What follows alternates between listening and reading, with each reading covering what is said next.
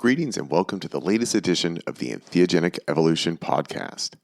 As always, I'm your host Martin, and I'm very happy to have you with me today to have a great conversation to bring to you out there in listener land with Andres Gomez Emilsson. We spoke a few days ago, and it was just a really delightful, very enjoyable conversation. I think you guys are really going to be quite interested in everything that Andres has to share. He has his degrees in computer science, philosophy of mind, and cognitive science, and we kind of do a breakdown of a whole bunch of different psychedelic experiences, talking about Salvia Divinorum, DMT, 5-MeO-DMT, MDMA, and I forget what else we talked about, but we talked about a lot, and it was a really enjoyable conversation, so I'm excited to bring that to you today. But of course, first, we do have a few announcements to get to before we get to the conversation. So let's get those going. Thanks to Ika for making yet again another contribution in support of the Entheogenic Evolution podcast. Thank you so much, Ika. Really appreciate your continued and ongoing support that you've been displaying over the past few weeks. It's been great. Thank you so much. Also, thank you to Brooke, who makes a small monthly contribution every month via PayPal. And let me also thank my ongoing patrons over at my Patreon page, which is patreon.com/MartinWBall. If you would like to join up as a member of Patreon, you can go to my main webpage of www.martinball.net, and there's a link for PayPal and also for my Patreon page up at the top right of my main webpage over there. So it's a great way to support this podcast, and also if you join up at Patreon, you do get gifts with my art sent to you once every 3 months, depending on the level that you're at. You can also get access to a monthly 30-minute check-in and consult or a monthly 60-minute check-in and consult with me. And of course, I am always available for 30, 60, and 90-minute consultations to help you integrate your psychedelic and non-dual experiences. My webpage for that is non-dualentheogenicintegration.com if you want to find out more. Looking at what is coming up on the podcast, going to be having a conversation very soon with Rob Bateman from Adeptus Psychonautica. I think we're mostly going to be talking about DMT and 5-MeO-DMT, and also just spending some time to get to know Rob better and his work over at Adeptus Psychonautica. I think that's going to be a lot of fun to have that conversation. Also, going to have a continuing conversation with Nix, who was on the show a few months ago, and also speaking with one of her clients and also roommate, Helgi, over there in Iceland, and we're going to be talking about facilitating 5-MeO and also working with 5-MeO in conjunction with MDMA and DMT and talking about their experiences. So that'll be a lot of fun to bring to you as well. And actually, I did have another thank you that I wanted to make. I wanted to thank Magda, who over this past week organized a private online 5-MeO-DMT educational event with me as the subject or presenter, and had a great conversation with about 10 people. We talked for almost 3 hours, and just thank you so much, Magda, for organizing that and putting that together and bringing me on to talk to your circle of people that you work with in Canada with 5-MeO. It was a great delight and pleasure, and it was great to meet all of you. And looking forward to talking to some of you more, because I know you're booking some private sessions with me to talk about your experiences. So that was great. Thank you so much, Magda. Really appreciate it. Also, before we get into our conversation with Andres, I just want to tell you a little bit about the music track that I'm putting at the end of this week's episode. So the other week, my family and I were traveling out in Maui to visit family, and there were just so many humpback whales at Maui while we were there. And you could hear, if you dive underwater, you could hear them singing. So anyway, I got the great idea that I would take my GoPro and strap it to my ankle and float out into the deeper water and just let the camera run and see what kind of audio it might capture. And I was just ecstatic with the number of whale calls that it recorded. So I was able to extract the audio from the GoPro video footage, and I made a song out of it. And so that's what's going to be gracing the very end of this episode. It's kind of a long song. It's a little over 10 minutes, about 10 and a half minutes. and it's got the whale songs all the way through, and I composed I think, a great song around all of it, kind of trying to go for that sort of whale sort of essence. And it's available at my Bandcamp page if you want to check it out and download for free the full quality audio version. That's martinball.bandcamp.com. But I'll be sharing it with you here at the very end of my conversation with Andres, and it's just simply called Whale Song. So I hope you enjoy it. As soon as we got back from Maui, I extracted that audio and started constructing that song, and really had a lot of fun doing that. And it's my first new audio track of 2022, so cool. All right, well, let's go ahead and get into this conversation with Andres. So here you go. Enjoy. I'll just share with kind of the circuitous route of how this interview came about, which I thought was kind of funny. So it was like a month or maybe a little bit more ago, maybe 2 months ago now, someone on Facebook, I've got lots of friends on Facebook. Most of them I don't actually know who they are, because people send friend requests and you're like, oh, this person looks cool, accept.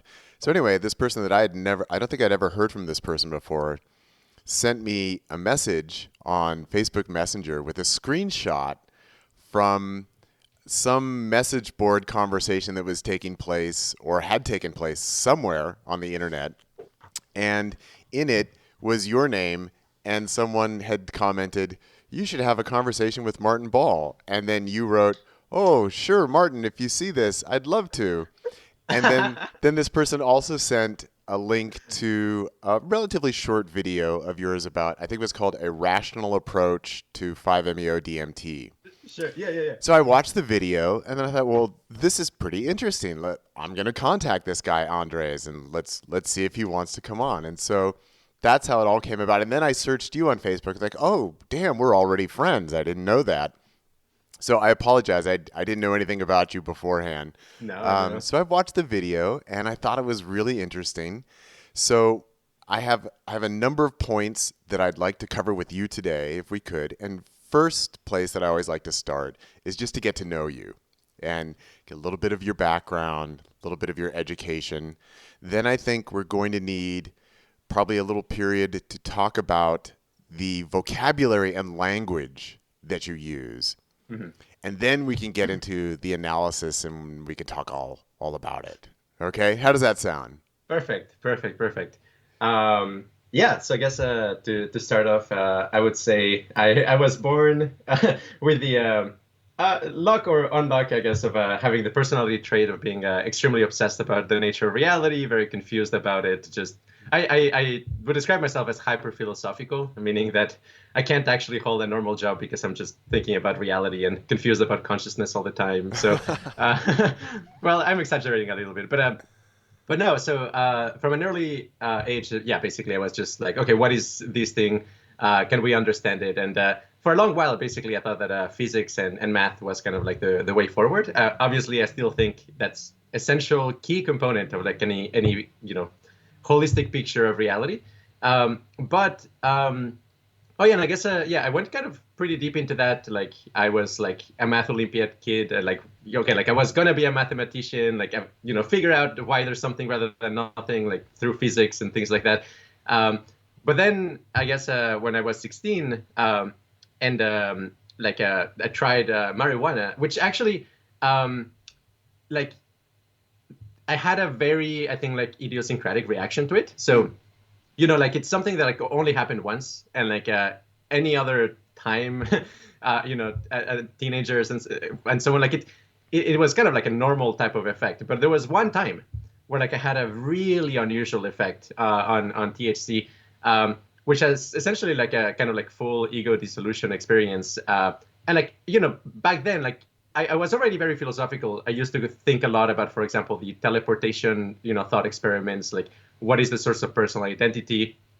Is there really kind of like an identity carrier over time? But what happens if you split? What happens if they make a perfect copy of you? I used to think a lot about that already, but I was puzzled by that. I had like no conceptual framework with which I could actually address that type of question.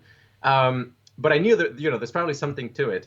And then, on that one occasion, basically kind of dissolved into a ocean of orange consciousness. And I got kind of this feeling of oh my gosh, like, yes, I am kind of this vessel that is full of kind of this orange kind of like consciousness inside of it. And then kind of realize like, well, I can see it as if I'm the vessel, but I can also think of it as like I am the orange consciousness inside. And then realize the orange consciousness was also outside of me, outside of the vessel. And it was also what was like animating or what was making real my friend who was there as well. And kind of there was this radical shift of like, well, I can actually see it as like I'm a vessel or I am the ocean of consciousness. And so what's going on here? Now, I should say that, in the moment, it felt kind of like huge epiphany, kind of like very revolutionary for my mind. I didn't know about Eastern philosophy at the time or religion or anything like that.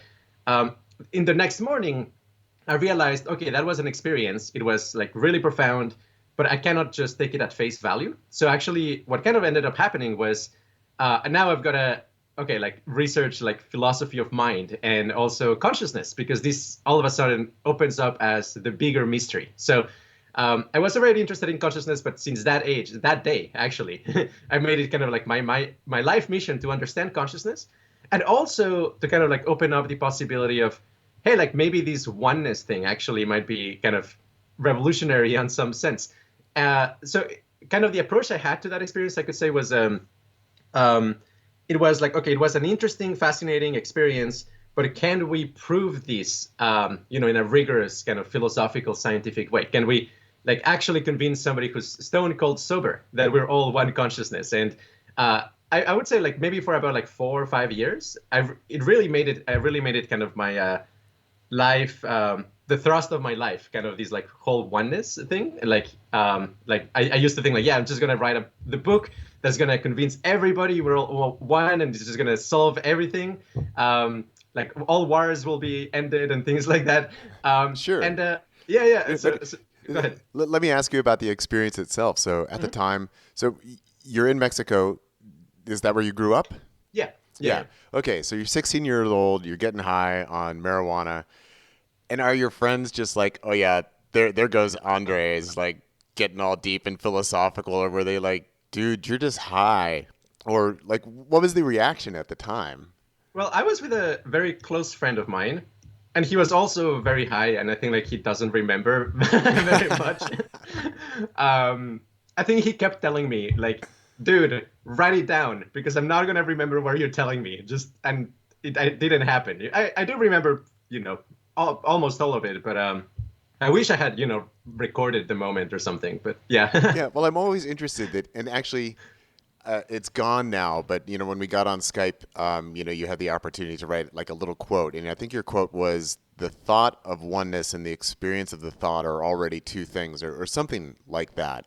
And so, kind of going back to this first oneness event that you had, were you so absorbed in it that you could not talk about it and were just kind of in awe of the epiphany, or were you narrating your way through it as it was happening? And this is always kind of an interesting question, especially we're going to be talking about 5-MeO DMT, and that's one where sometimes people narrate their way all the way through, and then other times it's only something that they can articulate after the ego starts to reassemble, or might even be months after before they can really say. So I'm kind of curious what the time frame was for you with this experience and when you were able to really express about it. I remember trying to explain as much as I could at the time. I remember I kept like repeating the phrase universal consciousness. It's all universal consciousness. I remember just that phrase. But I also remember kind of this feeling of detachment, this feeling of like wow, like there's this character talking, but that's not exactly what I am.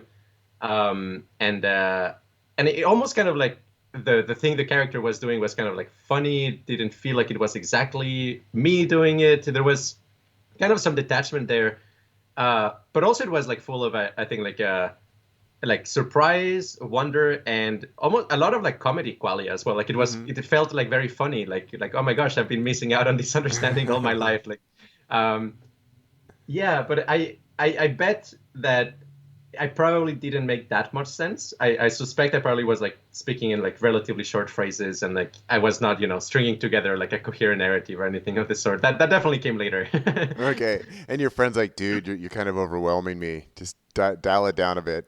No, my friends are very, I mean, they're like, very, very close friends from childhood. And like I knew him for like already like 8 years or something. Like and we, like, that's one of the things I'm also pretty fortunate that, um, like, I would say that like, I like, um, the gap between like the headspace in which where I was like when I was a kid, let's say like 10 years old, and like the vast majority of people and like my teachers and so on was like just unsurmountable, just like the degree of interest in philosophy and like questioning reality and so on. So um to some extent I felt alone, but then I did find a couple friends, two in particular, that were like actually peers, and like to this day I think like they're, yeah, brilliant people, and like they are very open and like really into philosophy as well. So um they were, yeah, I think that one friend was actually like really accepting. I think he was very much thinking like, yeah, you're probably undergoing something really profound, I just have no way of making sense of what you're saying. So Yeah. Yeah. And just out of curiosity, were you inside, outside? I think it was in the bathroom of like the house of my friend, where like his parents were gone for the weekend or something like that. And you're in, and they're trying to go to the bathroom, and all of a sudden this epiphany is happening. Like, oh my God, this is it. Exactly. It's funny where these things happen, you know. I mean, sometimes people make a big deal about the context, and then other times it's like, look, this kind of stuff can happen anywhere, anytime. It doesn't really matter. It's more when you're ready for it, and you might be going to the bathroom, or you might not. You might be in sacred ceremony, but it doesn't really matter, because it's you anyway. Yeah. Yeah. All right. So that was the first insight and sort of set off. Yeah. Um, Well, I guess I should to continue contextualizing a little yeah. bit, like Yeah. um, there's definitely been like additional kind of important kind of like conceptual reframes of the whole thing. I would say so, like from 16 to maybe like 21. That was kind of like my main thrust was like, okay, oneness. But then I read a bunch of David Pearce, who's like this philosopher. Do you know about David Pearce by any chance? Yeah, Like, I'm familiar with the name, but can't recall. I don't think I've yeah, ever actually read him. okay, he's a, yeah, British transhumanist philosopher, who advocates for the elimination of suffering throughout the living world. And yeah, basically, I'm a big fan of his work, and got to actually know him, invited him when I guess I should also mention like one of the reasons why like after that experience I actually became really determined to like perform really well in school, go to kind of like a prestigious university. All of that was not because of like, okay, I want to, furbish my ego with that. It actually was more like, I've got to gather some like bare minimum of credibility so that my message can go further. Yeah, yeah. But yeah, so okay, like I was lucky, even though I was an international student, I got into like Stanford, and then I co-founded the organization called the Stanford Transhumanist Association, which, by the way, like if any of you is kind of a college student or so on, I highly recommend like founding your own like college club, for the simple reasons that it's essentially a force multiplier. Because especially if you're at a prestigious university, because then you can actually invite like great thinkers and speakers to your college and like record it, put it online. Like essentially that gives you an outlet for actually kind of meeting really interesting people. So thanks to that, essentially, I invited David Pearce to Stanford. I managed to talk with him, and yeah, I mean, essentially the kind of a transformation that happened was this realization that even if we all understood we were all one consciousness, chronic pain would still be a problem, and like fits of anger might still be a problem, and I mean depression, anxiety, like there's a lot of things that are probably best understood from a pragmatic, physiological, biochemical point of view. And I think of like oneness as kind of like more the motivating principle of like, oh gosh, yeah, others are like suffering, there's factory farmed animals, all of that. It's like, yes, it's you. So like, let's actually kind of urgently realize this needs to be solved. But let's also be like ruthlessly pragmatic about like how to solve it, because ultimately, yeah, it may come down to something, yeah, kind of silly, like, identifying a new drug that actually gets rid of suffering. Anyway, there's much more to say on that domain, but just to kind of contextualize my headspace.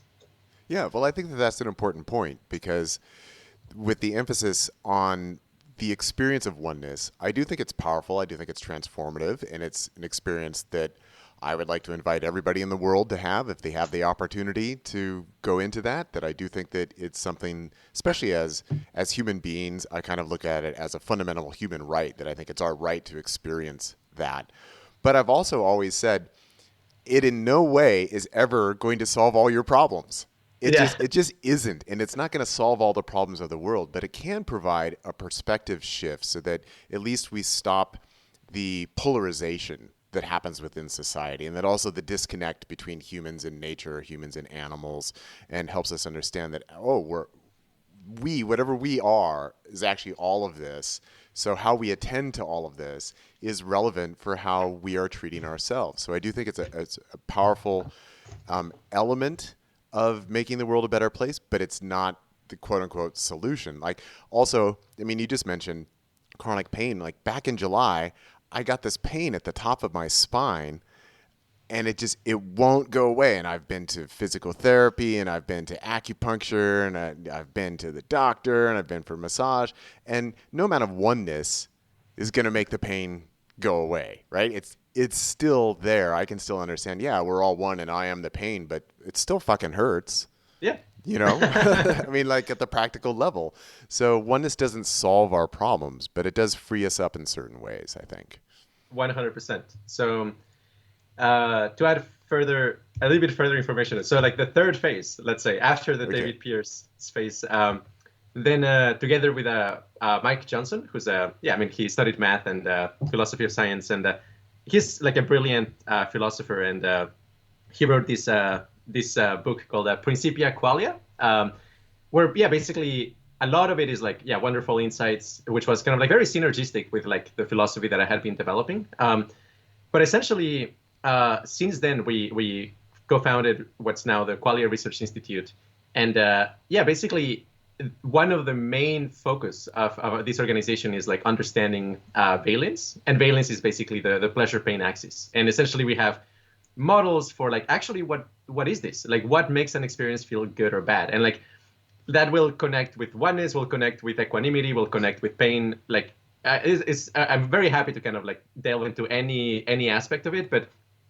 suffice it to say that the sort of like therapeutics that I think like will actually kind of revolutionize like our ability to, for example, deal with chronic pain, will probably look like understanding what is the actual fundamental, structural properties of pleasure and pain, and essentially finding ways of targeting particular what we call like dissonant structures in the nervous system, and essentially like any kind of discomfort we associated with in our theory with a particular kind of dissonance, and essentially we're working on how do you cancel out dissonance in a principled way, in a way that doesn't make the problem worse. Anyway, I'm just putting a bunch of little pins, and happy to double click on any of them. Yeah, but let me ask you. So in going to Stanford, were you a philosophy student at Stanford? No. So the only colleges I applied to were those that had a cognitive science degree. Okay. Stanford had something similar, which is a symbolic systems. It's called symbolic systems, and in practice is this kind of the same curriculum as a cognitive science degree, which I mean roughly is kind of interdisciplinary, and it mixes especially philosophy of mind, psychology, and computer science. So like I mean, I was, as a teenager, it's like, okay, I'm just going to study math, but then kind of like, okay, like, I'm going to use maybe my math skills and mindset to this other domain. So computer science for me, obviously, it's super important. And if you're in college, again, as a recommendation, take computer science courses. Like, don't waste the opportunity to do so. I would highly, highly recommend it. Because, in the end, philosophy is something you can learn on your own at the end of the day. But I obviously took a bunch of philosophy of mind courses and kind of delved a lot into it. And I guess ultimately, I actually disagree with the vast majority of philosophy of mind and the courses that I took, even though I consider them an important foundation to get to where we are, essentially. Yeah, well, sometimes it's important to study what you disagree with to understand why you disagree with it, and it helps you develop your own argument for why you disagree with it and be able to articulate that. So it's just interesting that with this cognitive science and then also the transhumanism and computer science. And so this is kind of a sidebar question, but you also work in the psychedelic space. And this is something that I've seen. Honestly, I don't scroll Facebook much these days because I just find a lot of it just really toxic. But I do see people who identify as being in the quote unquote psychedelic community speaking out against transhumanism and against artificial intelligence and, just the evils of computers and technology and just the idea that, they want to steal our souls or whatever. And I personally have a very favorable view of science and technology. And, I even wrote my novel, The Soul and Darien Game, is all about unitary consciousness. Yeah. Oh, you've got it. You've got my book. Oh, damn. I'm going to say I haven't read it. I have read another one is called Being Human, maybe, but I haven't yet read into this one, but I've got it. Oh, well, that's cool. I'm excited that you have that. I'd be interested to hear what you think, especially because I don't come from a transhumanist background or a cognitive science. For me, it was more a philosophical approach to it. And also just a practical approach from my own experience. But I'm just curious, with that transhumanism foundation, have you experienced pushback against that or people criticizing you for like, oh, you love computers, what's wrong with you? Oh, my goodness. Well, there's layers to this, but let me say the following. So I used to be a huge proponent, like teenage years. I mean, like this used to be how I used to think, essentially. Like if you were to interview me when I was like 12, like seriously, I would say, if you don't think that a digital computer can be conscious, you're insane, because like, digital computers are like just made of the same matter as you and I, and consciousness is just the result of information processing. So if you program the appropriate information processing algorithms, you will get conscious experiences as a side effect. Essentially, that whole strain of thinking, I will say, like by and large, is the way in which pretty like smart people think, very like, systematizers, people who are like kind of like into math and computer science. And I've got to say, like, it's actually like very compelling. Like it makes a lot of sense. And I will 100% say that people who are kind of like all into kind of like nature and energies and animism, they cannot actually pass what's called an ideological Turing test, which is like when you ask somebody to explain like to you, like what you believe, right? What arguments you use. So I will say that there's kind of this gradient where like, typically people who are really into nature, into like psychedelics and reconnecting and so on, they have no idea what the arguments for example, like AI becoming conscious are. Like there's a disconnect. Like now, however, after a lot of, philosophy and like so many additional insights, I am convinced that digital computers cannot be conscious. So it's kind of like I am what we in our circles we call meta-contrarian, which is like if saying that computers could be conscious is to be kind of a contrarian to common sense, I'm like way past that. I'm like, okay, like no, even that actually is an incorrect view for very sophisticated reasons that are like non-trivial. And interestingly enough, I get much more flack, not from, people who are into like, nature and psychedelics, but actually from like the sort of community I used to be like very, very embedded in, which is kind of, rationalist community, people who are, basically working on AI safety and so on. They think I'm crazy for thinking that digital computers cannot be conscious. So that's why, there's kind of like layers to these. But I would say, I very much think that there are like important intuitions that, okay, the people you're pointing to have, and a lot of it is like based on first-person experience. And those intuitions, I think there are components of them that are like very valid. There are also components of it where like people are kind of like taking at face value their experiences without like questioning deeper like why they feel the way they feel. just as an example, there is this concept we called the tyranny of the intentional object, which is that the way in which our minds are constructed is such that we essentially believe and experience the source of pleasure and pain as coming from semantic content. So, for example, you may, if you get a car, you kind of like feel like, yeah, the source of my happiness is having this car right now. It's kind of this like state of the external world is determining my inner happiness or unhappiness. Mm-hmm. But if you actually meditate and pay attention to actually what is going on there, well, there is the semantic content which then triggers states of well-being. And then the states of well-being actually have nothing to do with the semantic content. There's actually a disconnect. The state of well-being has much more to do with an inner sense of harmony and peace and free flow of energy and unblocked energy flow. It's something that has nothing to do with owning a car, right? Like that's kind of a, but for the most part, we are kind of our mind trick us into believing that. Yeah. So let's say you're having an intense psychedelic experience, you're communicating with the spirit of the tree, and you're feeling this sense of peace and beauty and so on. I would say there's actually two things going on here. Like there is the feeling of communicating with this tree, but then there's also the valence component of your experience, and they're separate things. And the thing is, like, most people don't realize that, and they will kind of interpret it as, yes, the source of peace and goodness and so on was the connection with the tree itself, which, yeah, I don't think that's the case. So there's kind of like a lot of mind tricks that you have to disentangle to kind of, see the picture correctly. Yeah, well, that's very interesting, because sometimes I like to refer to even 5-MeO DMT. I say, really, it's just a magic trick, that it's not the source of the experience and what you actually get from it. It's the trigger, right, which allows the magic trick then to take place. But sure, it's how you are internally processing your experience. Now, here's where I think I could use some education from you. So I was a philosophy student going 90 to 94. That was back when I was a philosophy student. And eventually I did graduate school religious studies, because I wanted to study Eastern philosophy, but it's never taught in philosophy departments. You have to go into religious studies department if you want to study like Buddhist or Taoist philosophy. So that's where I ended up going. And as a philosophy student back in 90 to 94, I was mostly into moral and political philosophy, because, I was one of these, social activists, like, I want to know what's right and how we do it and, be on the right side of history.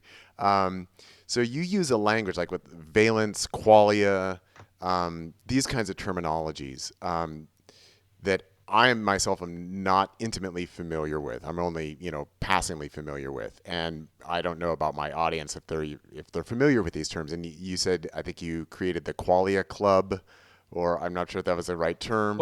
Qualia Research Institute. Yeah. The Qualia Research Institute. So maybe unpack a few of these terms for us. But before you do, my dog Moxie wants to go out and bark at some deer, so I'm just going to let her out to go be a dog and do her dog thing, and I'll be right back. Yeah, so awesome. So things like qualia, valence, yep. and if you could tell us a little bit about which is this the cognitive science? Is this a computer science? Is this philosophy of mind? Or is this multidisciplinary in terms of this terminology?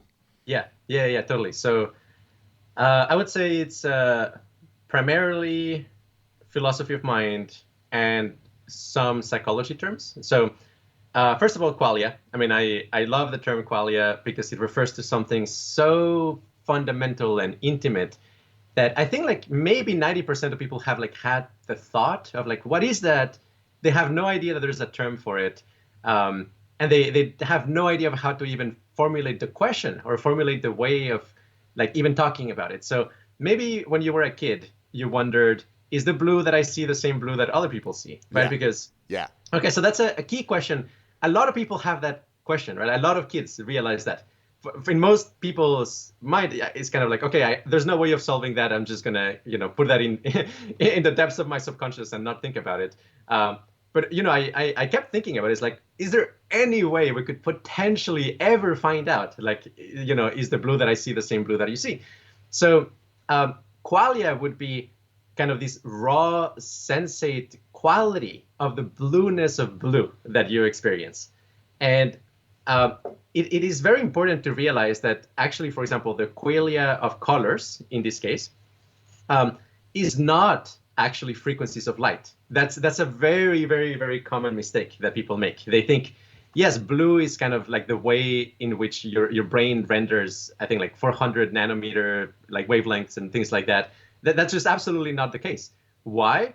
Because you can have synesthesia. You could actually be blind and have synesthesia, where like with sounds you experience color qualia, you experience shades of blue and pink and magenta and so on.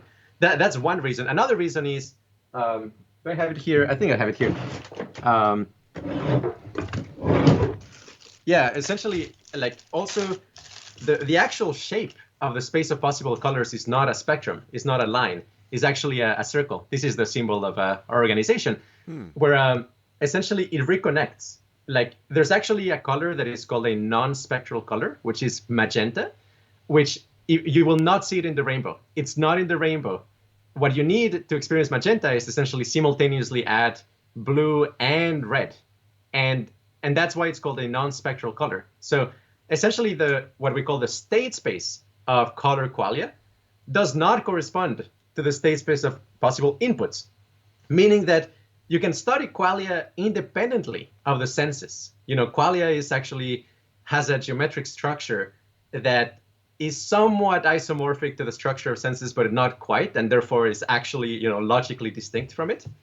And essentially, qualia also applies to, for example, the way in which sound feels like, the way in which tactile sensations feel like. What is that, right? And at an even like stranger level that people may not realize, actually thoughts have a way in which they feel.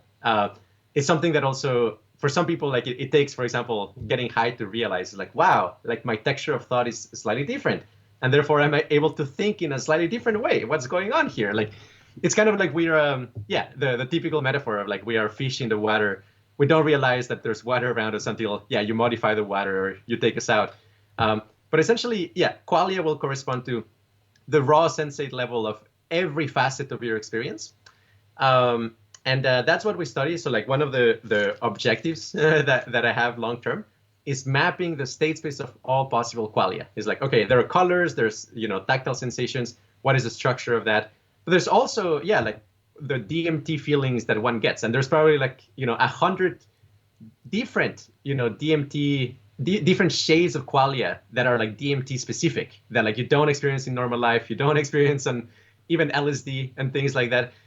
There's ketamine qualia, there's salvia qualia. There's a huge range of qualia that is outside of the normal kind of like range of human experience. And all of it is part of reality. Like all of it, just by the mere fact that they exist as possible experiences, means that they are somehow embedded into the fundamental structure of reality. So essentially, I anticipate that like if we actually map out the range of all possible qualia values and varieties, it will in some sense be isomorphic to, kind of like the fundamental structure of reality. Like what is reality fundamentally made of?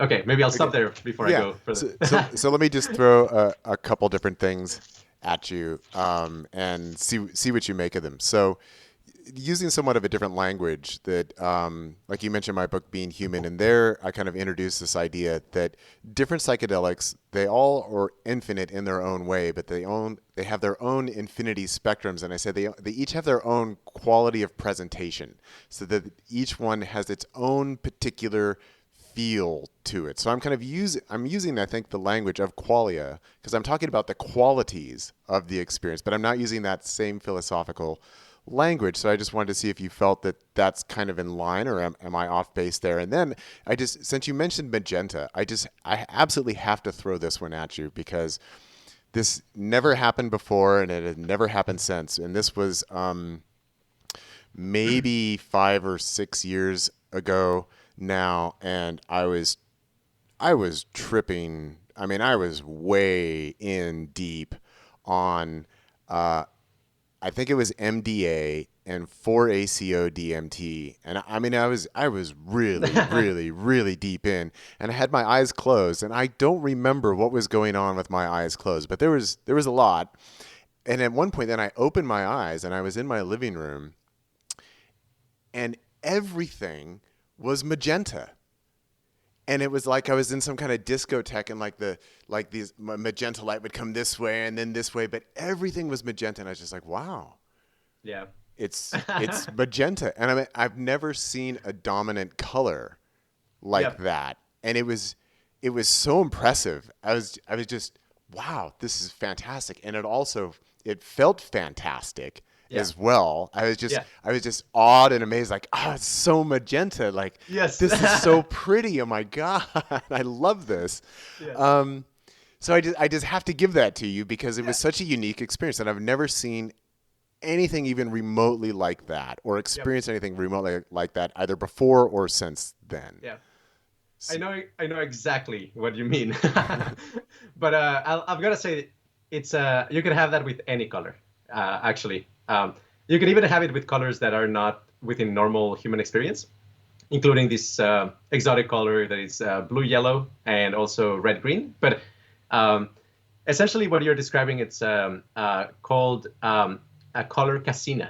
So essentially, it's where all of your visual field gets kind of super concentrated on a particular color, and it actually requires like a threshold amount of coherence and concentration for your state of consciousness. So you can actually induce these in a somewhat reliable way if you're like a meditator and you go on a what's called a casino retreat. So what you do is you stare at a candle like for a minute until it forms an after image in your retina. Then you close your eyes and then you meditate on the after image. And you do this over and over and over, like 10 hours a day for like a week. And by about like or 2 weeks, for about like the fourth day or something like that, you will start experiencing these sort of things in a really reliable way. Like yes, everything is now this like super intense pink, or like now everything is super intense blue. And also this is fascinating because when you get to kind of like those levels of like intense concentration on a particular color, it is intrinsically blissful. And actually, we think, there's a reason why it's intrinsically blissful. I will get to it eventually, which is the symmetry theory of valence, that essentially those states of consciousness are hyper concentrated, and therefore they lack dissonance. So they're actually like highly energized, low dissonant configurations of consciousness, and therefore like very pleasant. And there's, I guess, like another thing I could mention about this is you can replicate this a little bit in the lab with a setup with a VR and eye tracking. So essentially, what you do is you can put a let's say a yellow yellow circle in a blue background or something like that, or any two colors really, and essentially you reposition the yellow circle to where your eye is moving. And usually you cannot do it without eye tracking because essentially you're constantly moving your eye with saccadic movements anyway. Mm-hmm. So like, and that's kind of essential to refresh the image essentially. But if you do this, there's a very weird thing that will happen, which is that either the boundary, the boundary will kind of like start to dissolve, and either the color that is inside the circle will start to kind of like propagate across the visual field, kind of like watercolor, and then it's all going to be that color, or the other way around. The color from the periphery will kind of wane out and will propagate inside, and it's just going to be the color of the background. So all of this actually connects very deeply with how we currently understand like how a lot of like visual processing algorithms work, which is a balance of forces. So essentially, the way in which your visual field is being painted, like from moment to moment, it's every color is actually trying to propagate as much as possible, kind of like in a watercolor way, but is being prevented from doing so from the other colors that surround it. So in some sense, actually, the boundaries are illusory. The boundaries are like where these forces are meeting. And, when you have like, okay, a psychedelic experience like the one you're describing, it's essentially what happened is like one of these colors won and then is reinforcing itself. So like, and when you get to like, okay, a color that is the one and reinforce itself, it acquires a life of its own. And it becomes like this like stable, robust, strong experience of magenta or whatever color it may be. Okay. All right. So this is so much fun. So I'd like to throw a couple other things at you. Getting into psychedelic states and psychedelic visuals. So something that here three things that I find that are very interesting about psychedelic visuals. One is that you can have one thing going on behind closed eyes and then open your eyes and it's something different entirely taking place. And other times you can see the same thing behind closed eyes and then open your eyes and the same thing is going on. Then there also are times where to see psychedelic visuals, you can look around and you can look at them and like, oh, wow, look, and it's happening over there and it's happening over there. And so you can kind of look at it as a normal 3D object. And then there are other times where, or at least I'm just speaking for myself, where I notice if I fix my sight and don't move, which is unlike as you say, in normal everyday perception, our eyes do have to move in order to refresh the image. If we stare too long at something, yes, it fades into, just a blur. But here, if you stare really intently and you don't move, then the structure comes out. And then through your peripheral vision, you can actually see the structure of the whole thing. But as soon as you move your eyes, then the whole thing disappears. Yeah. So I've noticed these very different visual qualities that show up at different times in psychedelic experiences. So in terms of qualia and mind algorithms, what would you have to say about that? Totally, 100%. We have explanations for everything. Okay, here's the challenge. Throw anything at me. I'll have an explanation for it. Okay, now that's awesome. My ego speaking, but yeah. No, I think obsessively about these things. And okay, so to address the first one, why is like closed eye visuals and open eyes visuals different? Okay, so there is this really remarkable difference that happens in brainwaves between like eyes open and eyes closed. And I will probably get this wrong, but it's one way or the other. But essentially, eyes open versus eyes closed like modulate alpha waves. So essentially, by merely opening your eyes, I think it's like you're massively increasing the amplitude of alpha waves. Essentially, one way in which you can think of brain waves, the way we think about it at QRI, they're essentially kind of the backbone of your experience. They're kind of like creating this mesh that have a particular quality. We describe it in terms of like dissonance, consonance, and noise. And essentially your brainwaves are giving rise to the evolutionary selection pressures for the patterns that can survive in that environment. So essentially your brain is kind of like creating this micro ecosystem, and it has a weather. Let's say it has a weather. And then some patterns are much more likely to survive and reproduce and replicate and make coalitions and so on in some weathers relative to in other weathers. You can also see this with a mood. I mean, essentially, in our theory, very pleasant moods are very consonant. So as a consequence, they give rise to very symmetrical and smooth patterns of thought and feeling. Mm-hmm. Whereas like very diswrought, unpleasant moods are essentially jagged and dissonant. And so the type of thoughts and feelings that get selected are those that is surviving in that environment, which usually will be like spiky and and aggressive and misshaped. Mm-hmm. So essentially, the difference between having eyes closed and eyes open is, there's this massive difference in the alpha amplitude.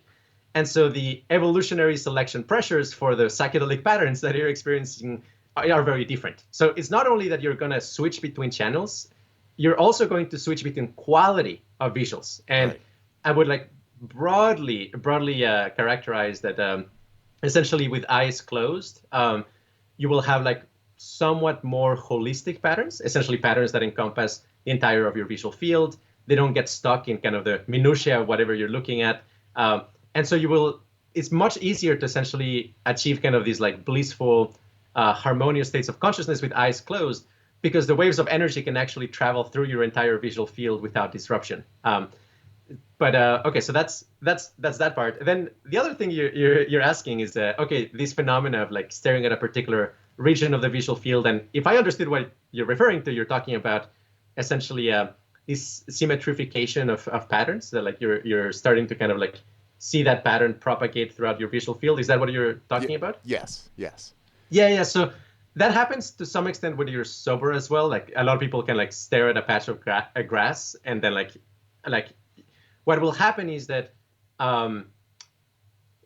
deeply what's going on, this is a phenomenon of resonance. So essentially, there will be patches in the grass that essentially are kind of like representative of a lot of other patches. And so they will kind of like form these like nodal points of like, oh yeah, this kind of encapsulates a lot of the structure of all of those patterns. and they will start to resonate with the other components of it. And essentially, when you have two things that are resonating, when they interlock, they contain the same information. So when you have one region of your visual field here and another one, and they actually interlock in resonance, they become perfectly symmetrical. Now, one fascinating kind of like result here from like talking to a mathematician, I wrote this out in an article in 2016. He essentially experimented a lot with this phenomenon, and what he did was like it is reported in forums and so on that like, okay, your vision becomes very symmetrical in psychedelics, but then the question is, what kind of symmetries are possible there? And it turns out that, from a mathematical point of view, there's actually 17 possible ways of tessellating a plane. They're called the wallpaper symmetry groups. And what this mathematician did was, take LSD or 2CB, then go into sensory deprivation and like let those patterns symmetrify. Mm-hmm. And then like examine what kind of pattern it is and take note. Is like, oh, this is a star 632 symmetry. This is a 444 symmetry. And eventually he filled out the table. So essentially that shows that every possible mathematical symmetry is something that your visual field can render in those states.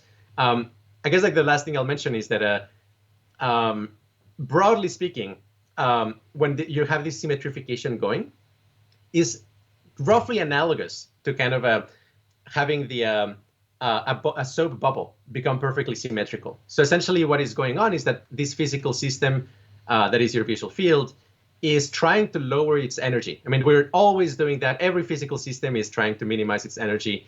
And essentially states of symmetry and resonance are energy minima. So essentially when you interlock into kind of this resonant structure, the reason why that wins out in kind of that environment is because there's a lot of extra energy coming from the psychedelic, and that energy is trying to go somewhere. And the symmetrical configurations are locally the low energy configurations of kind of the high energy range of states of consciousness. So, okay, I just threw a bunch of stuff, but wow. Well, it's all just so fascinating. But going back to, if you could just address this last one of why is it from your explanatory field, why is it that sometimes you can lock on and then the symmetry and the structure opens up, and as long as you stay focused on it, it's there. Yeah. But then if you look around, then it disappears. Yet at other times, there might be, and I'm not talking about surface hallucinations, like looking at, look at the art, look at the wall, look at there's patterns, but like actually, multi-dimensional structures in apparently empty space. Yes. That sometimes I find I can look around and I can look, okay, well, there's the ceiling and there's the floor and here's the architecture of the walls, and you can see the whole thing, and it's not disrupted by eye movement or head movement. Yet at other times, it has to be. You can only see it if you're completely focused, and then it opens up from there. But if you move your eyeballs, it disappears. Yeah. I mean, like I'll give you like a short answer and then maybe delve a little bit deeper into it. But yeah, the short answer is like, is the new information, like, is the structure that you generated anti-fragile enough to survive the onslaught of new information coming from your senses? And essentially, there's kind of a hierarchy of how anti-fragile these like hallucinatory structures are. There's like some very flimsy kind of like, you'd need to be just exactly in the right mindset to experience that structure. There's other ones that are like straight up just attractors that are like, there's like a whole bunch of states that take you to that particular structure. And my strong guess here would be that, if it's something that is like surviving, looking around and so on, is probably you're hitting on a strong attractor. If it's something that like doesn't survive that, it was probably one of these local minima of energy, but you could disturb it and it would go away. And in general, I would predict that the strong attractors will essentially have like a lot of like properties, which is that they will have symmetry on multiple dimensions. Mm-hmm. Essentially, multiple symmetries are reinforcing each other. I could go like deeper into that. I don't know if you want, but yeah. Well, I invite you to. I mean, sure. Okay, this is a fascinating conversation, and I guess let me just add another dimension here. So one of my own personal theories is that the outside world, the apparent outside world, is working according to basic fractal geometric structures, And that one of the reasons, like, for example, we can see a tree is because it's a fractal structure. It has a certain geometry to it. And that our consciousness is also structured geometrically and fractally. And so that we can have, like, this question of how do we see the outside world? Is it all just a projection? And that my personal theory is that, well, actually it's a mapping, and that we can have relatively correct mapping, that we have the fractal tree structure in our consciousness, and we can map that onto a tree out on the real world, and then we have a relatively accurate perception of what that is. And then, of course, we could look at the tree and it's like, oh shit, it's turning into a monster, it's an octopus. And this is where the fractal structures of consciousness are now overtaking the sensory input, Yes. and then projecting and imposing and upon that. But it sounds like it fits within this world, this model of consciousness that you're speaking about. Yeah, absolutely. Okay. How to tackle this? No, it's a wonderful question. A couple points. So first of all, my working hypothesis, and again, like, I'm open in general to like revolutions in conceptual schemes and so on, but the hypothesis that I use to analyze these things is indirect realism. So I tend to essentially analyze these experiences as they're happening inside your brain. But there's, to some extent, some resonance interlocking between your brain and the outside world through the senses. Okay, so that's kind of an important point. So when you experience a tree in kind of this like crazy fractal way, I think that in a sense what's happening is that you're instantiating a resonant fractal structure inside your nervous system. Now, is that perceiving the tree more or less accurately? It actually will depend a lot on the specifics of the tree. So one of the kind of like overarching claims that we have at QRI, and also, based on quite a bit of anecdotes, is that, most of the things that we see, most of our normal everyday perception is approximately finely tuned for the level of fractality and patterns outside of us. Mm-hmm. So, in the African savanna and so on, like the degree to which we experience fractals in our experience more or less corresponds to the degree to which there's fractals in nature. But there's adversarial examples. So I'm very convinced that with a little bit more research in this area, we can legitimately construct some, like, let's say, digital fractals that a sober person would look at it and would say, like, oh, that's just a jumbled of images. I don't see any structure in it. And somebody on a psychedelic would have the right level of kind of what's called impedance matching, or essentially the propensity for achieving resonance between components of their world simulation, that they will actually be able to detect in what way this structure is a fractal.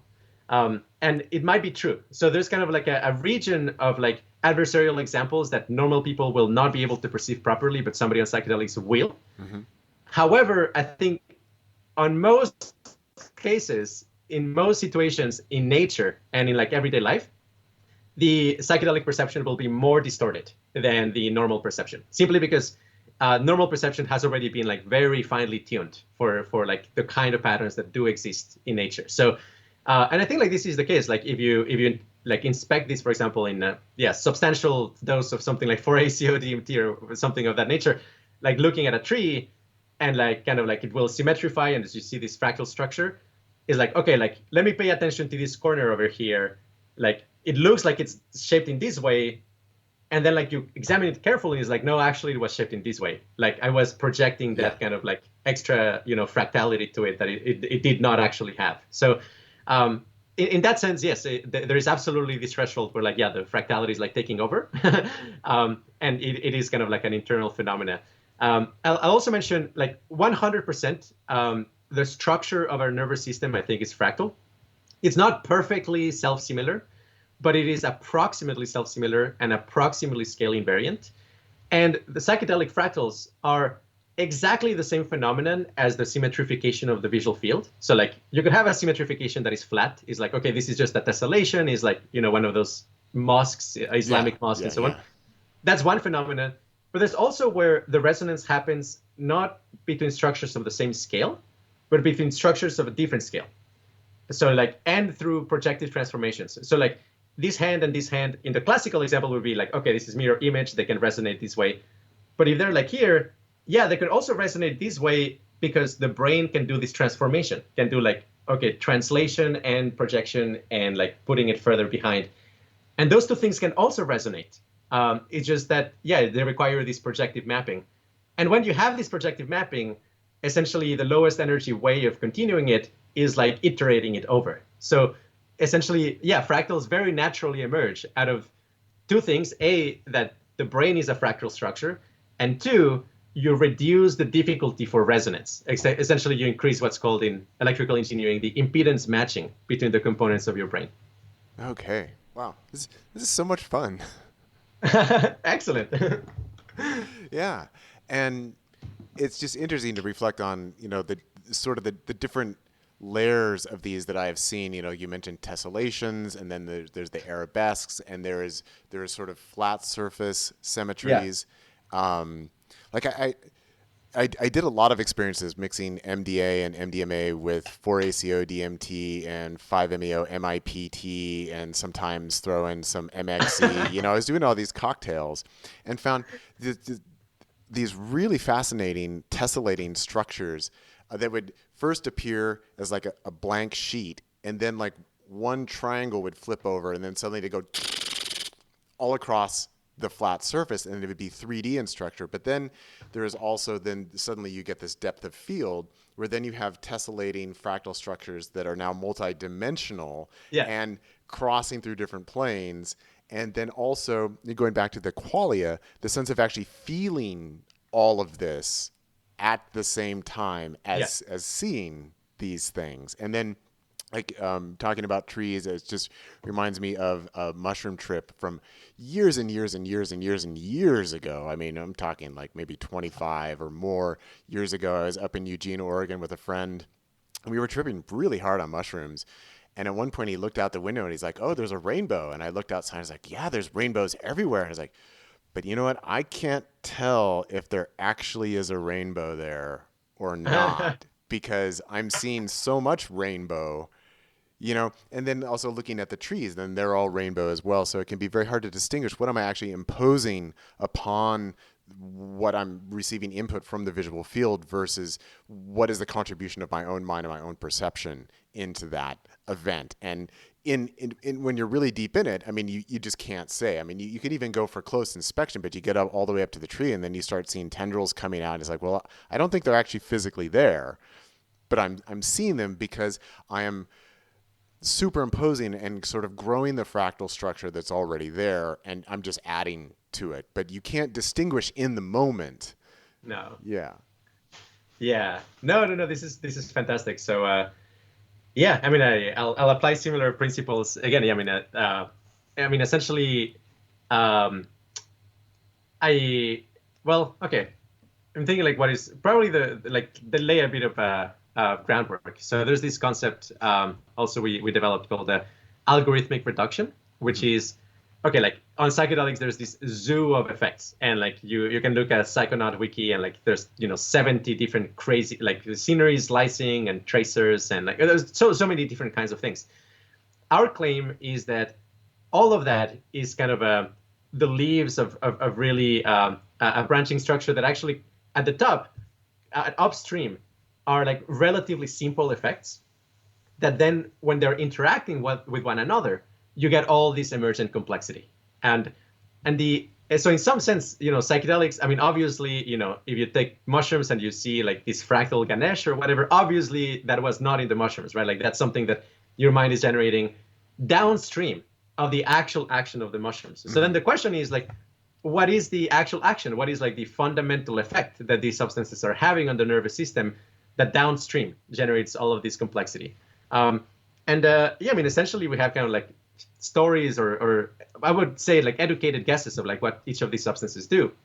So to begin with, like the family of like DMT and 4-ACO DMT and things in that vein, essentially they're like energizers. Like what they do is, it seems to me what they do is they have like two primary effects, which is that they activate some high frequency metronome. So essentially these like high frequency buzzing vibration that energizes your visual field and your sense of self. Yeah.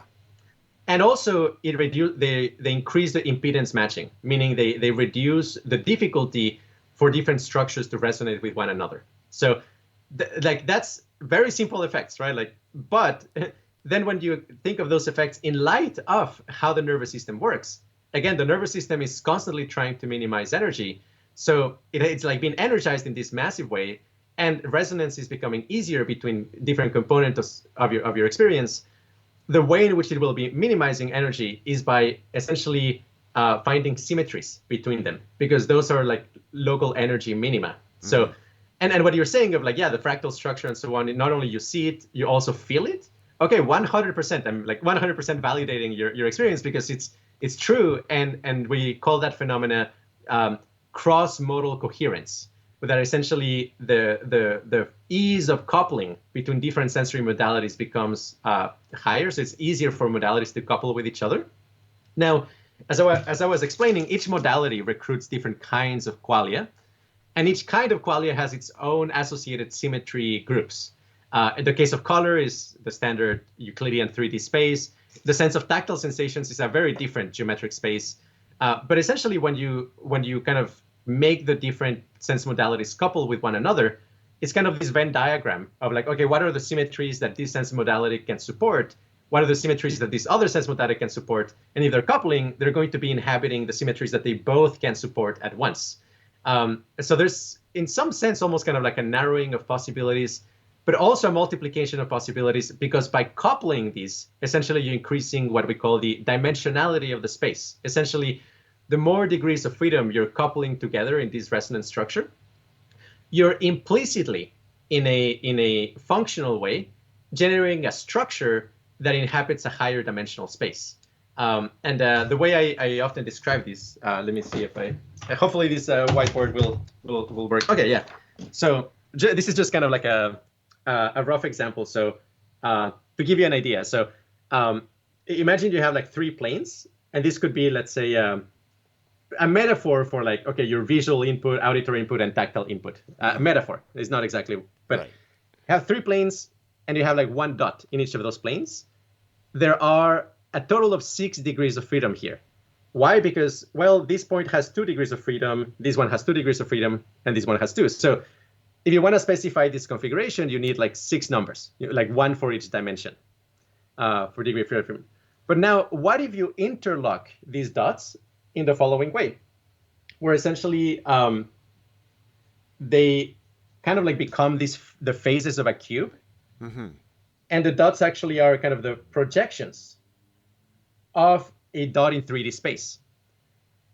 Well, if you do this, something funny happens, because A, you're actually reducing degrees of freedom. You actually only have 3 degrees of freedom here, because like the dots are like interlocked, like you can't move one without moving at least another one. But usually if you move one, you're going to move the other ones because they're kind of like stuck together. Right. So you're reducing degrees of freedom, like you go from 6 degrees of freedom to 3, but you gained 1 virtual dimension. So like now by interlocking these dots in this way, you're simulating the behavior of something that lives in 3 dimensions. And likewise, when you're like interlocking your visual field and your tactile field, in some sense, you're reducing the degrees of freedoms that you have, but you're instantiating a higher dimensional object as a consequence, which is exactly why psychedelics are hyperdimensional. And like, it's true, there are higher dimensions of experience through this crazy interlocking process. Okay, wow. So I want to get to 5-MeO, Yeah. but let's go to Salvia, because you mentioned it, and this is one of my personal loves and favorites. And, you know, we were talking about the different qualities and the different structures and vibration. And when you mentioned like with DMT, 4-ACO, DMT and things like that, yeah, I perceive that as very high, very fine, very high vibration. Yes. Versus I've always looked at Salvia Divinorum as kind of being on the opposite end of the spectrum, that Salvia is like, whoa, it's a really slow wave. Right? It's not super fine vibration. It's low and slow. And visually, it also tends towards like these conveyor belts of things going in and out at the same time. Then also things zipping and unzipping and turning inside out. And it's all slow. It's not fast, right? It has this more sort of this taffy-like space to it. Yeah.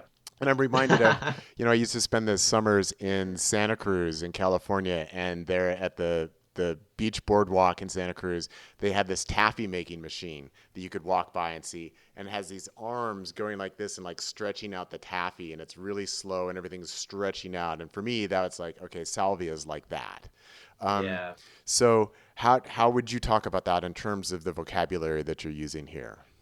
Oh my goodness. Well, I mean, the standard neuroscientific story for salvia is that it's disrupting the claustrum, and the claustrum essentially is this very key component of your brain that is coupling your sense of self with information about your environment. So, yeah, on salvia, I mean, these crazy things happen. Both your sense of self and your sense of the environment dramatically become disturbed, and also the coupling between them become dramatically disturbed. Now, I don't think that's like a full explanation at all, because as you described, like, yeah, there's also these like weird like frequency changes and like conveyor belt things and yeah, unzipping, all of that. Absolutely, they happen on salvia. So the way in which I interpret it is that you are essentially, you get these like two uncoupled metronomes, like, okay, like your sense of self maybe in the parietal cortex and like where you are, your temporal lobe, like something of that nature. And they're trying to communicate, but they're failing to. So essentially, they're kind of like vibrating at different frequencies. And sometimes they interlock, sometimes they don't. Sometimes they interlock, sometimes they don't. And so they generate kind of these like this toggling effect between interlocking and not interlocking, interlocking and not interlocking, which I think like, yeah, generates this repeating structure, conveyor belt type patterns and unzipping. And so in that sense, like all of that is kind of like downstream of these like unfortunate kind of like, well, fortunate or unfortunate, but yeah, segmentation of your of your brain architecture. Yeah, and any cognitive science explanation for why it is that like some people like myself, the first time I had a full salvia experience, I was like, this is fantastic. This is really amazing. It's totally different than anything else, and it's really, really fascinating. Yet for many people, maybe it's this toggling and this coupling and uncoupling and this distortion of sense and of self and environment that I'd say like 80 to 90% of people say, I don't ever want to do that again. Yeah. Okay, two reasons. So first of all, I mean, at the receptor level, I may be getting this wrong. I think it's true. Essentially, like salvia is very atypical because it's a kappa opioid agonist. Yeah. Okay, and that, at least in animal models, is been associated with social cognition, and in particular, kind of social anxiety and fear. So, roughly speaking, I think like a lot of the textures, maybe more so on like low dose salvia, but essentially, and this is definitely my experience and that of my friends, is like this feeling of intense social awkwardness. Like there's this feeling of like entering into an auditorium completely naked type of sensation, and you know, you can write it. Like if you know it's gonna happen, it's like, okay, I'm gonna experience a ton of social awkwardness. It's hallucinatory, no problem. My friends still like me. I'm not naked. Like, okay, you can probably, you know, that's fine. But then the more, you know, bizarre stuff that happens at higher doses, unzipping and so on. Okay, like to explain that and like why you found it fascinating and most people don't. We actually would require something like the frameworks from Qualia Research Institute, because essentially we think of the brain as a musical instrument that essentially has its various like resonant modes, and whether an experience feels good or bad is ultimately dependent on whether the combination of resonant modes are consonant or dissonant. So what happens with salvia, you know, okay, you disrupt the claustrum, the, you know, resonant dynamics of your brain get modified really radically. So your brain becomes kind of like a completely different, you know, musical instrument. So, you know, you maybe you used to have like a, you know, a flute in your normal everyday life. On salvia, you become a saxophone, or you become one of those like weird Chinese instruments with lots of pipes. And the thing is, like, you may have a brain shaped in the right way. I mean, people's brains are shaped differently. Like physically, you can do it looking at an MRI, like the actual shape of a person's brain is different. And that will have implications to what is the resonant modes of that brain. So my guess here is that the shape of your brain is such that if you change its functional architecture with salvia, you're creating a musical instrument that, for sheer luck, has a lot of consonants. But it's rare that like in most circumstances, if you mess with a finely tuned instrument, you're going to produce something that most combinations of notes are really unpleasant. Maybe you just happen to be lucky that Well, your instrument modified by Salvia is positive. Yeah. it's so funny that you're putting it into this analogy of musical instrument, because it was actually from my Salvia experiences that I first started doing throat and overtone singing just spontaneously on Salvia. And so it felt like just complete resonance, where there was this complete synchronization between the slow waves of energy and what I was feeling in my body and then how it was being expressed. And at first when it came out, it was very dissonant. Like I just felt this overwhelming urge to make sound, and it was kind of like, it sounded really gross. But then it just suddenly clicked into, and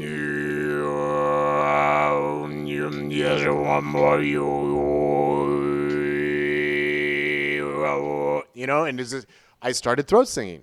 It was from Salvia, and it just felt absolutely harmonious. And so that's one of the reasons that for me, it just felt like, it's like, this is just great.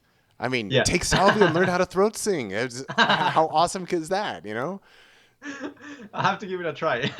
So since we're talking about Salvia, and maybe you have an explanation for this, but it's also one of these really curious ones where I find it's very common when people, particularly when they have a very strong Salvia experience, they immediately forget that they took something. Oh, yeah. And so then there's this major freak out, because it's just like, all of a sudden these multiple planes of reality are intermeshing and crossing, and people are like, what the fuck is going on?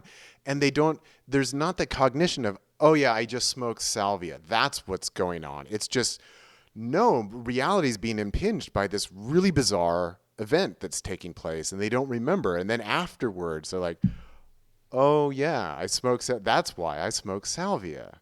And I haven't seen, and maybe because it's such an abrupt oncoming, it's just like, it kind of just turns on. But I wonder if you have anything to say about why that may be with Salvia. And I haven't seen that with other quote unquote substances. Boring answer, but it would be, okay, if the classroom is responsible for interlocking your sense of self and your sense of environment, you disrupt that, and your sense of where you are and what you're doing gets thrown out the window. So I think it's like a kind of like radical decontextualization that happens. Okay, good. All right.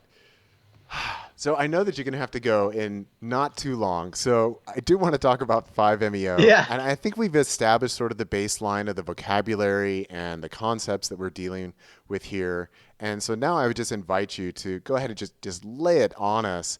Oh my gosh. How you apply this to the 5-MeO experience. Yeah, totally. So I guess one word I didn't define is valence. Okay. So, but I'll connect it with 5-MeO to keep it short. So essentially, valence is how good or bad an experience feels.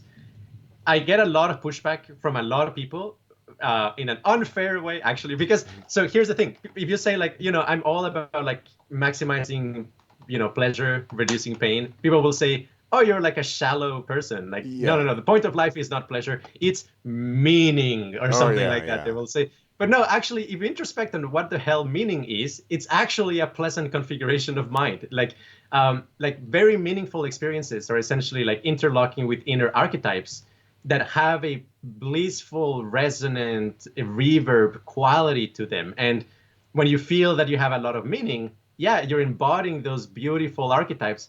And my strong guess is if you were to look at it, from a neuroscientific point of view, embodying an archetype, it's actually inhabiting a very resonant, consonant, configuration of your brain, which is, in our worldview, high valence. So essentially, meaning it's actually still under the umbrella of valence. And you could very easily test this by like having a supposedly hyper meaningful moment, but then taking an opioid antagonist, and you will realize that, it's not the meaning that you were after. It was actually the pleasant quality of it that was the thing that you actually cared for. So, and also the other thing is like a lot of people may think of, pleasure and pain as kind of like a selfish framework and so on. My read of it is that it's actually the universe's utility function, that there is like valence, like feeling of well-being and not suffering is fundamentally what the universe wants. And like, okay, we're just kind of like a tiny shard of that, but like at the most fundamental level, like there is a value axis in the universe, and valence is disclosing it. Except that we are shaped in this weird way by natural selection that the ways by which we feel good are more or less the things that maximize our inclusive fitness and our probability of reproduction. So we are kind of like open layers of delusion about like what is it that we actually want. And I mean, starting from like believing in our sense of self and things like that, so many things like that. So I generally would characterize the reason why 5-MeO DMT is so profound is for two reasons. Well, three core reasons to keep it short. So number one, it eliminates internal boundaries. Like that's a very, very essential thing. So essentially, if you look at how waves behave in physics, you can roughly divide wave behavior into two categories. There is linear waves and there are nonlinear waves. Most of the way in which people think about waves is in linear, which is like where the principle of superposition applies, where like, okay, if two waves are moving and they're going to collide, they kind of like just pass through each other. Mm-hmm. And like that's how sound works. That's how like most, water waves typically work. But there's nonlinear waves as well. And like maybe you may have seen, for example, in a beach environment, sometimes you get these weird waves where like, okay, two huge waves collide and then they actually kind of bounce off of each other. They don't go through each other. So that's a nonlinear effect. And in my model of the brain, essentially, this is a lot, but I'll just lay it out. Essentially, I think the brain is a nonlinear optical system. And essentially the constructs, the things that we experience, the reifications, the sense of self, anytime you particularize something, is essentially a nonlinearity. You're essentially creating kind of one of these waves that do bounce off of each other. In Eastern traditions, they would associate it with you're creating kind of a samskara or like a karma impression, like that gets left over in your nervous system. So, and your personality, your sense of self, all of that is essentially this kind of like big bucket of nonlinearities that you have constructed over your life. You take 5-MeO DMT, and it linearizes the behavior of the waves. So essentially, waves all of a sudden, they go through each other. And so your sense of self, all the things that you have constructed kind of like become ethereal because the energy goes through them. And this process of the energy going through them actually de-energizes them and sort of defabricates them, dissolves them. And as a consequence, on kind of like a decent dose of 5-MeO, like, I don't know, you probably are much more acquainted with significant doses, but let's say like something that is like, okay, clearly psychoactive, something like, 5 milligrams, let's say. Essentially something that happens is that you will gain access to your natural nervous system harmonics. And you will, in a sense, be finding all the ways in which they're imperfect and smoothing out those imperfections. So, for example, left and right, if they're not perfectly symmetrical, the kind of like power wash of the energy of 5-MeO DMT will be kind of like symmetrifying it until they actually harmonize. Or like up and down is like, okay, there's some kind of imperfection and like and until it actually gets symmetrical and smooth. And that will happen along all of the dimensions along which our nervous system resonates, which effectively might work as kind of like a factory reset because you're kind of getting in touch with your natural harmonics as opposed to the convoluted Rult-Goldberg machine harmonics that take place when you're like full of these nonlinearities. Right. So the way that I have described it is that if you allow it, because people can resist, but if you allow it, that what it does is it creates an energetic reconditioning of the sense of self that is embodied. And that's when we see like people they vibrate, just as you're saying, that there's vibrating, there's a lot of convulsing and shaking that's going on. And then that eventually, as long as people ride that out and let all the convulsing and the shaking and the vibrating take place, that then it suddenly smooths out. And then we see this perfect symmetry that shows up in people's bodies with these spontaneous movements where everything is flowing very fluidly and it's very harmonious. And then as the ego comes back in, then we start to see these asymmetries take place and then people start vibrating again. Yeah. And so they're kind of getting out of sync with that natural harmonic resonance that you're describing. Yes.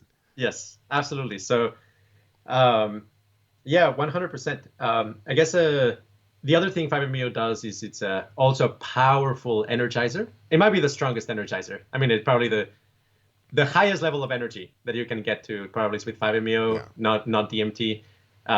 Although I'm definitely pretty scared of like high dose 5-MeO DMT because yeah, I mean it's a wild card. But um, let's put an asterisk there as well. I want to revisit that in a second. But like for me, also 5-MeO DMT is probably the most important molecule for researching consciousness and researching valence because it shows precisely that like the highest level of well-being actually comes when you have perfectly smooth space and high energy. So like the combination of highly energized, smooth consciousness, which in our theory, that is, yeah, that's high valence because it's highly symmetrical, what we call the symmetry theory of valence.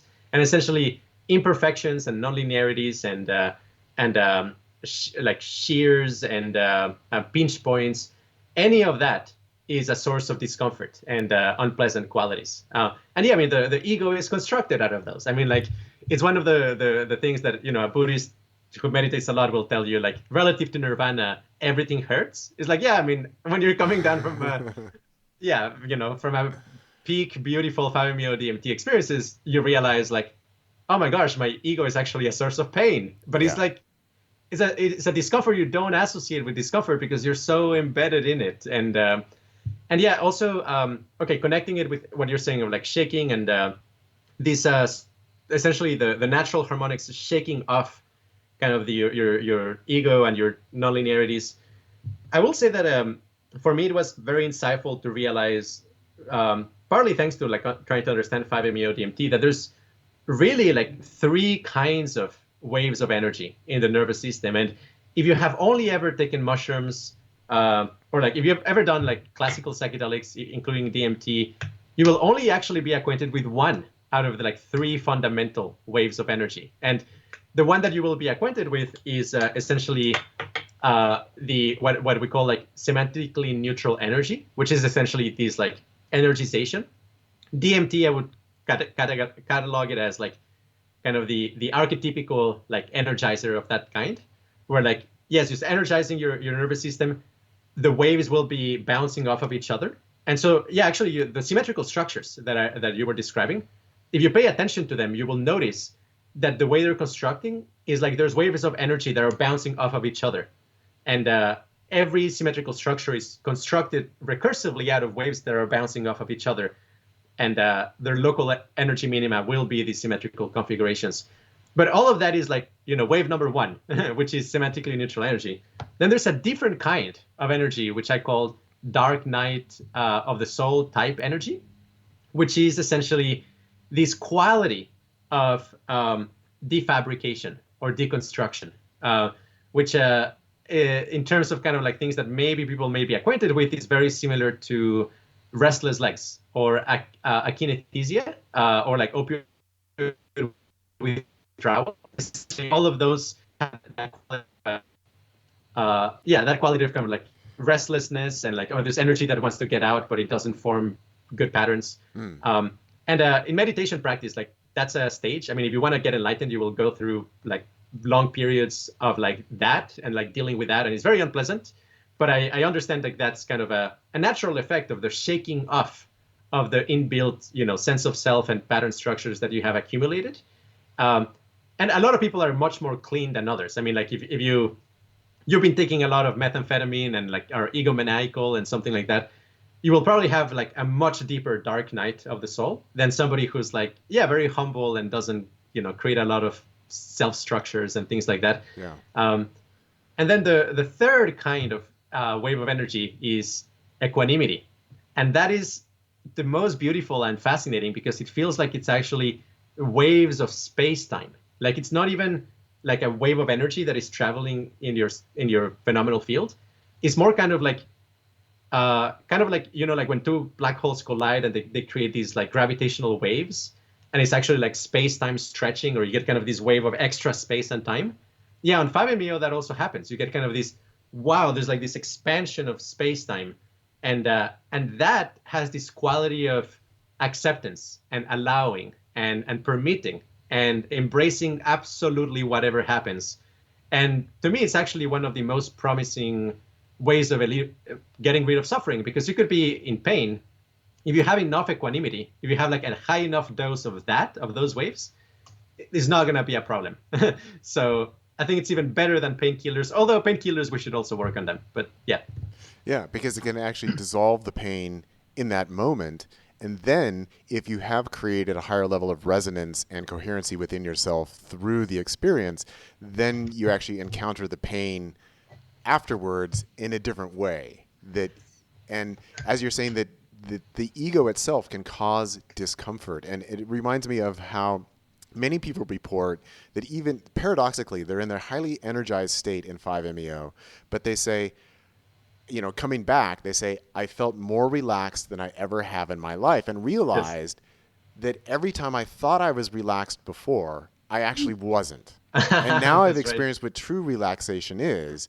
Yeah. And so it brings down the level of internal tension, so that as we then do encounter discomfort and do encounter pain, which of course we will as human beings, because that's part of life, that we're actually able to encounter it in a way that has more equanimity, and we are less likely to be disrupted, and then can live with it in a way that is more livable, I think. Yeah, 100%. So, I mean, essentially the level of kind of inner tension that you will have in everyday life will be the result of a homeostasis process. Is essentially the homeostasis between the rate of fabrication of inner tension and the rate of dissipation of inner tension. So essentially, yeah, I mean, if you meditate every day on like a do nothing meditation or things like that, you will be like spending 1 hour defabricating, essentially letting these like structures shake themselves apart.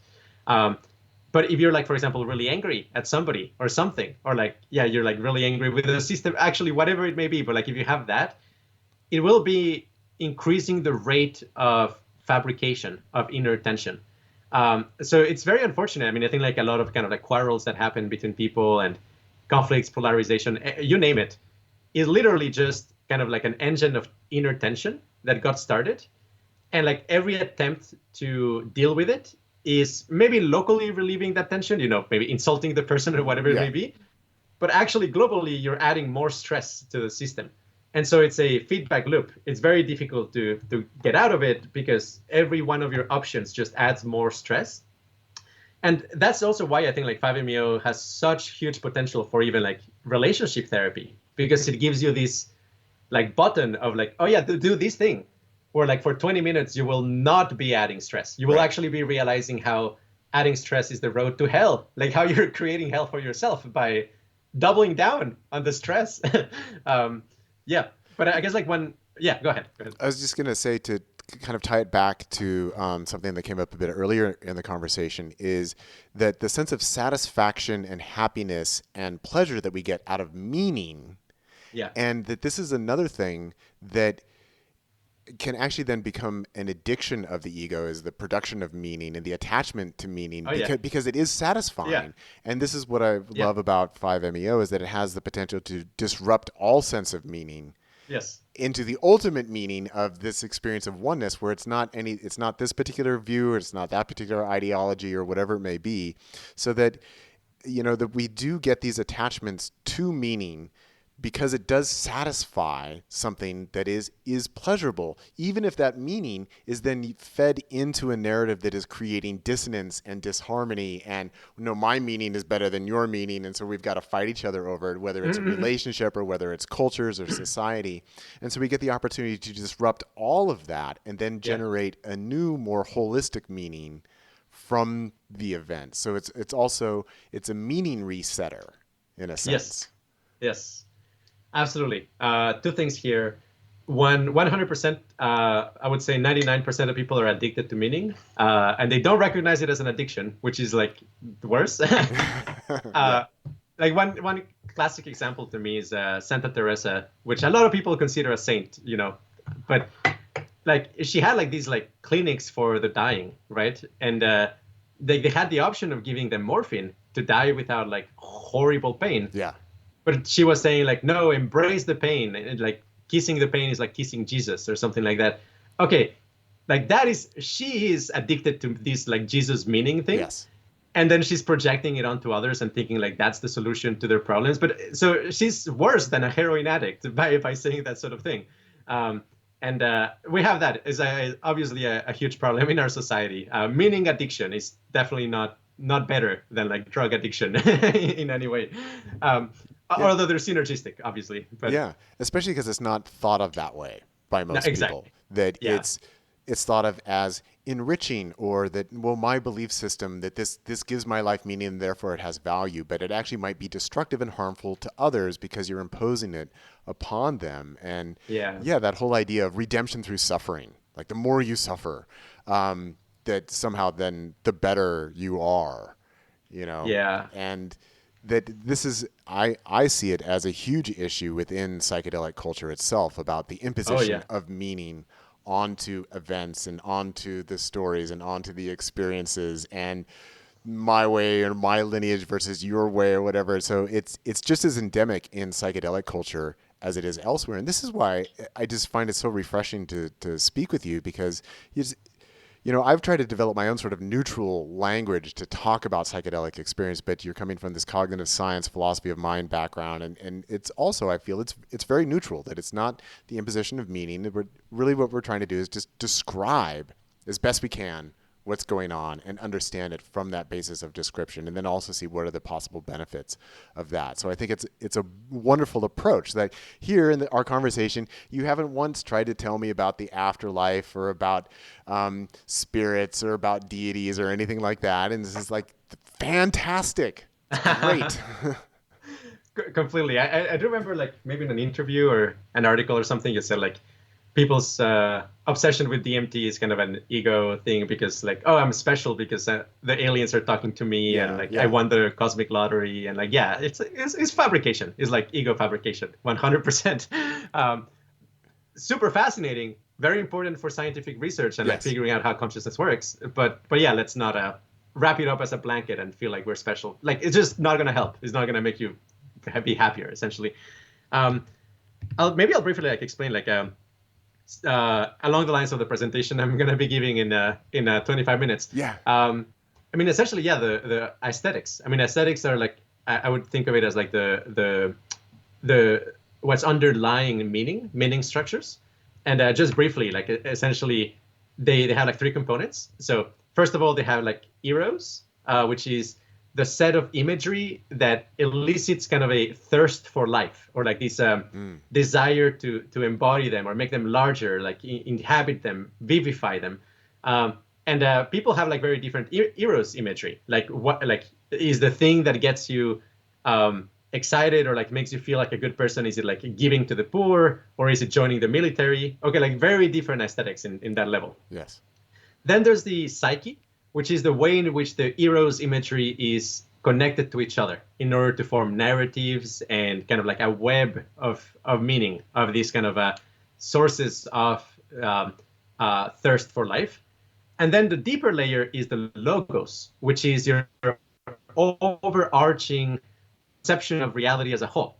And they kind of like stand as a pyramid. And like the problem that happens in society, in relationships, is that people who have like different eros imagery, when they talk to each other, they have dissonant experiences because the eros, they don't match. The problem, though, is that they get too focused on the stress that happens with this mismatch, and they kind of like attack each other, as opposed to diagnosing it as like, hold on a second, this like rests on like layers of psyche and ultimately on these different conceptions of reality.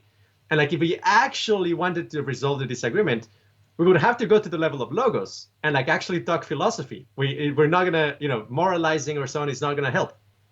And I think like, that's another reason why something like 5-MeO-DMT I find, so impressive, is because it defabricates everything. It gives you access to kind of like the cleanest logos you could imagine. It's kind of like pure, unadulterated consciousness, where like, for me, if that is your conception of the base of reality, agreements are going to be possible, because like there's something grounded we stand on that is universal as opposed to socially constructed. Right. That we get into, to use the philosophical language, we're getting into the most mundane or the most absolute state of consciousness, just consciousness without content, consciousness without identity. And then where we tend to argue socially is, up here at the top of the pyramid of my set of surface ideas are more important than your set of surface ideas, and my set of surface identification is more important than yours. So let's go kill each other. Let's fight it out, and let's see who's right. And that's why I see 5-MeO is so important, because it allows us access to that basement level of consciousness that everything else is built upon. And then we can say, well, let's start from there. Let's start the conversation from there, and then we can see how these are just the surface manifestations. But so much of society and politics, and like I used to self-identify as a political activist. That's all happening at the surface level, at this eros identification level, and that's when, for me, once I experienced 5-MeO DMT, it's like, oh, I can see I'm not a social activist anymore. I'm not a political activist anymore. Nice. Because I see that this actually is getting to the root. And so that's why then I've devoted the rest of my time to trying to share not only about 5-MeO, but how to actually help people get into that, and then have this energetic reconditioning that we're talking about, and have this, this resonance between the aspects of the self and all of that. So I know I've got to let you go because you've got another thing coming up, but I'd just like to bring us back to where we started. So where are you now on the position of oneness? Oh my gosh. Well, so I do think this brings up probably my theory of ethics, which is so a lot of people think of ethics as like let me just like go through like the 4 layers, I think, or like the 4 stages I went through, for sure. I'm sure people as well. Essentially, first you start with kind of the battle between good and evil, because obviously the way our nervous system is built, we have the feeling of like, oh, there are evil things, and like it's good to fight them. Okay, like that's not very helpful. It generates a lot of stress and doesn't clarify things. The second layer, where I think a lot of people in the psychedelic community are stuck, actually, is the balance between good and evil. People will say like, well, everything is perfect already. Like there's nothing we have to do. Like this is just a cycle, whatever. Yeah. But then if you look at, okay, why do they believe that? Actually, that belief is causing them to feel good. So ironically, they're actually kind of using it to feel better. And therefore, obviously, they're not embracing their belief at actual face value. They're actually using it as an antidepressant. So there's kind of a mismatch between the content and like why they're using it. Then you get to the third one I might describe as gradients of wisdom, which is a lot of, let's say, like Sam Harris, and like there's a number of thinkers, I would say, like they're kind of there, which is like, hey, like it is not the case that like every mode of social organization is equally valid. It's not the case that all philosophies are equally valid. Like that postmodern approach, like that's nonsense. Yeah. There are better and worse states of being. Suffering is real. Let's be pragmatic about it, like etc. And then like the one that I advocate, which would be kind of the fourth layer, would be consciousness versus replicators. And it sounds dualistic and it sounds kind of like a battle, but it's just a way of describing it. Like truly, it's kind of like the battle between clarity and confusion at a very, very deep level, which is like, okay, like we're all consciousness. And like, in a sense, like if we want to have a good time, we've got to reduce suffering across like any and all sentient beings. And the risk that we have is to identify with a particular pattern and then forget that we are consciousness. And I mean, that's absolutely a possible attractor. I mean, I envision there are paths towards the future where like, I think maybe the first chapter of your book, you mentioned like China banned 5-MeO DMT or something like that. I mean, essentially, yeah, like if like the powers that be, find like, oh gosh, there's this consciousness movement going on and will disrupt it, they might just make illegal like a certain information or access of clarity because it disrupts that particular replicator, that particular structure that is self-reinforcing. So I do kind of think is like, okay, we're at a critical period in history where maybe consciousness will win. And then the question is, okay, what would it mean for consciousness to win? Is for clarity to win, is for us to be mindful about like what kind of patterns do we want to see in the universe and try to essentially replicate enlightenment and clarity and make the world kind of a playground for consciousness, as opposed to, this like, tangled up mess of like replicators that are just defensive and trying to continue independent of their inherent value. Okay. I think that's a good place to wrap it up, to be replicators of clarity. Yes.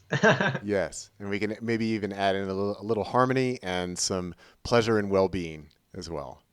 Yes. Yes, absolutely. Maybe I'll mention one last thing, which is I recommend checking out this article. I think it's The Supreme State of Unconsciousness on Qualia Computing. Basically interviewing somebody who, fascinating guy, 26 years old, who achieved a fourth path, which is like a very advanced like Buddhist enlightenment level. What's fascinating about him is that he has tried a bunch of other things as well, like LSD, MDMA, candy flip. You name it. He's done it. All the jhanas, these blissful meditation states.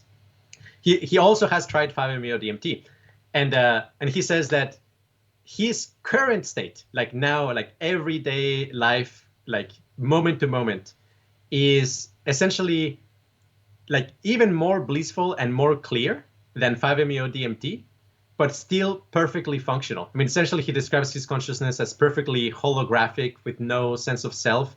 And yet he's like able to talk. You can interview him. It would be great for you to talk to him, I think. But it's just a proof of concept that you could actually, change the nervous system forever to just permanently be in that state. He just says like he feels way better than how he would feel on MDMA, like just overall super high well-being. So that's kind of part of my mission, is like, how do we accelerate getting there, essentially. Fascinating. Well, thank you so much for your time today, Andres. And it's just been a really fascinating conversation. I'm so glad that this random person sent me this screenshot of this conversation online that happened over a year ago, so that we ended up here today. It's been just a pleasure and a delight to have you on, and hope we can stay in touch and continue to share thoughts and ideas. But it's really been excellent. Oh, it's been my pleasure. All right. Take care, Martin. Okay. Thank you so much.